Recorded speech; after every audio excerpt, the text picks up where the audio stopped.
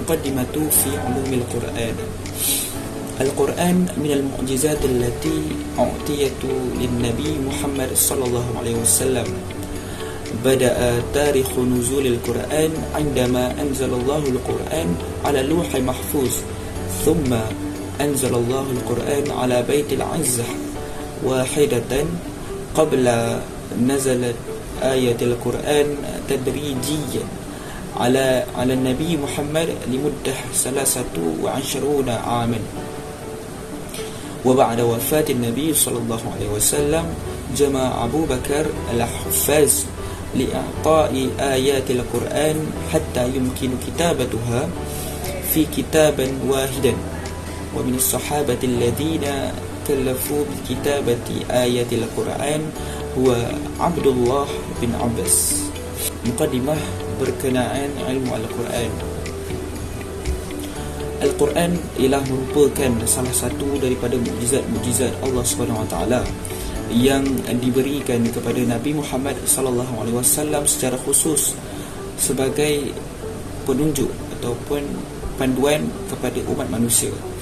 Sejarah penurunan Al-Quran bermula apabila Al-Quran diturunkan secara lengkap daripada Luh Mahfuz ke Baitul Izzah, kemudian diwahyukan kepada Nabi Muhammad SAW secara beransur-ansur ataupun berperingkat selama 23 tahun. Dan setelah kewafatan baginda Nabi Muhammad SAW, Khalifah Abu Bakar radhiyallahu anhu telah mengambil tindakan untuk mengumpul para hufaz daripada kalangan mukminin pada masa itu untuk mengeluarkan ayat-ayat Al-Quran yang telah mereka hafal supaya dapat dibukukan dalam satu mushaf. Dan di antara salah seorang daripada sahabat-sahabat tersebut ialah Abdullah bin Abbas.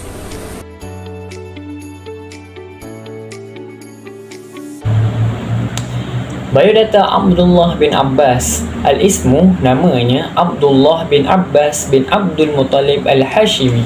Al-laqab, gelaran beliau ialah Hibrul Ummah.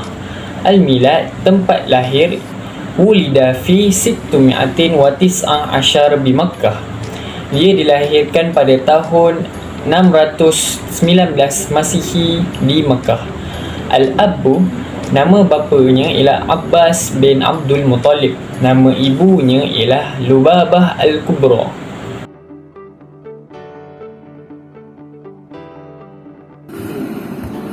Seterusnya, saya akan menceritakan tentang riwayat Ibnu Abbas radhiyallahu anhu. Kana Ibnu Abbas wahidan min arba'ah syuban yud'un Abdullah bi kitabah al-Quran alladhi hafidhul Quran wa atqinu wa qad fatu Makkah.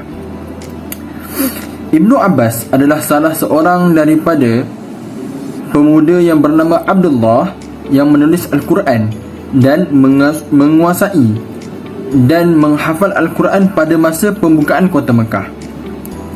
Kana yurafiqun Nabi daiman. A'da al-ma' li wudu'ir Rasul wa fi salati kana yajtami'u ma'an Nabi sallallahu alaihi wasallam. Fi wudun dhalik allamahu Rasul aidan wa sallallahu alaihi. Beliau sering menemani Rasulullah sallallahu alaihi wasallam. Beliau juga sering menyediakan air untuk Rasulullah berwuduk dan beliau sering solat bersama Rasulullah, dan dengan itu Nabi pun mengajar dan mendoakannya. Wa dhati yaumi da'a Nabi Abdullah bin Abbas wa huwa yazhafu 'ala al-ard wa rabat 'ala katifihi wa shalla 'alaihi Allahumma ja'alhu sahib fahum amik lil Islam wa fahmuhu fi tafsir. Dan suatu hari Nabi memanggil Abdullah bin Abbas merangkak di tanah. Lalu Nabi SAW menepuk di bahagian bahunya dan berdoa untuknya, Ya Allah, jadikanlah dia orang yang mendalami Islam dan pemahamannya tentang tafsir. Kana Ibnu Abbas yablugh min umur 15 atau 16 sana faqat indama mata Nabi sallallahu alaihi wasallam. Ba'da dhalik sa'ihu wara'a al-alim. Sa'ihu wara'a al-alim lam yantahu ba'da. Laqad hawil al-'athur ala asdiqa arafu an-nabi lifatarah طويلة من أجل المعرفة ما عملهم الرسول صلى الله عليه وسلم جميعا. Ibnu Abbas, ketika kewafatan Nabi sallallahu alaihi wasallam, ketika itu Ibnu Abbas berumur dari 15 tahun hingga ke 16 tahun. Setelah itu beliau berusaha mencari sahabat-sahabat yang telah lama mengenali Rasulullah sallallahu alaihi wasallam untuk apa? Untuk mengetahui apa yang diajarkan oleh Rasulullah sallallahu alaihi wasallam kepada mereka semua. مساهمة عبد الله بن عباس رضي الله عنه. كان لابن عباس مجلس كبير في المدينة يأتيه الناس لطالب العلم ومدح معاصروه طريقته في الخطابة والأخذ بقلوب وعقول مستمعيه. فيقول صعصعة بن صوحان: إنه أخذ بثلاث وتارك لثلاث، آخذ بقلوب الرجال إذا حدث، وبحسن الاستماع إذا حدث، وبأيسر الأمرين إذا خولف، وترك المراء ومقارنة اللئيم وما يعتذر منه. وكان ابن عباس يجلس يوما ما يذكر فيه إلى الفقه، ويوما ما يذكر فيه إلى التأويل، ويوما ما يذكر فيه إلى المغازي، ويوم الشعر، ويوما أيام العرب.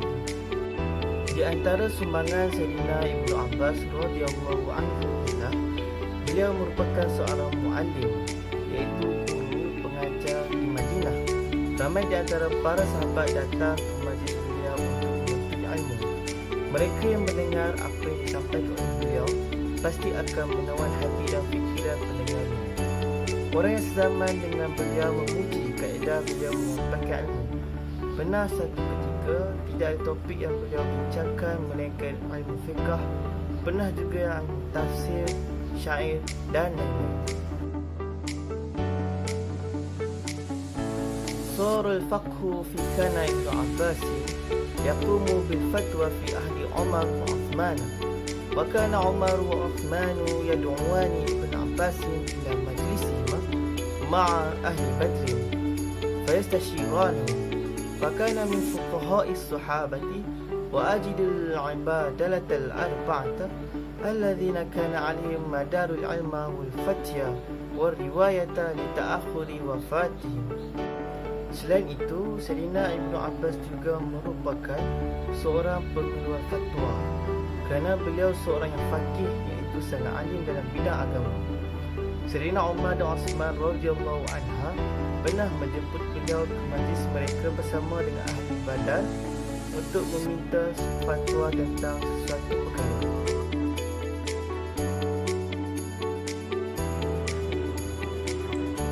Di samping itu, sumbangan Abdullah bin Abbas ialah kana li ibni Abbas majlisun kabirun fil madinati ya'tihi an-nasi li talib al-ilmi. Ibnu Abbas mengadakan majlis besar di kota Madinah di mana semua manusia menuntut ilmu. Wa madhun mu'asiruhu tariqatahu fil khatabati wal ikhdhi bi qulubun wa aqulun musta'miyah. Orang-orang pada waktu itu memuji kaedah pengucapannya di khalayak ramai dan terbesuna dan menarik didengar. Fayaqulu Sa'sa'ah bin Sawhan innahu akhadhu bi thalathin wa taraka bi thalathin. Akhadhu bi qulubi ar-rijal idha hadathu wa bi husni al-istima'i idha hadathu wa bi aysar al-amrayn idha khawlif. Sa'sa'ah bin Sawhan berkata, sesungguhnya dia mengambil 3 perkara dan meninggalkan 3 perkara. Mengambil hati orang jika ia berlaku, mendengar dengan baik jika ia berlaku, dan mengambil yang mana lebih mudah jika ia berlaku. Wa tarakal mira' wa muqaranatil la'im wa ma ya'tadhiru minhu. Meninggalkan kemunafikan dan membandingkan keburukan dan apa yang dia meminta maaf.